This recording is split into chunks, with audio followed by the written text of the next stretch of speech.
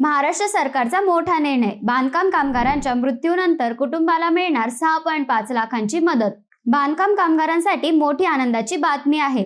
राज्य सरकारने आता अपघात, मृत्यू, मातृत्व लाभ आणि पेन्शन बाबत मोठा निर्णय घेतला आहे। महायुती सरकारने नोंदणीकृत बांधकाम कामगारांसाठी आर्थिक सहाय्यात मोठी वाढ जाहीर केली आहे। नव्या निर्णयानुसार नैसर्गिक मृत्यू झाल्यास कुटुंबाला 3,50,000 रुपये, तर अपघाती मृत्यू झाल्यास 6,50,000 रुपये इतकी आर्थिक मदत दिली जाणार आहे। याशिवाय कामादरम्यान अपंगत्व आल्यास 2 लाख रुपयांचे सहाय्य मिळेल।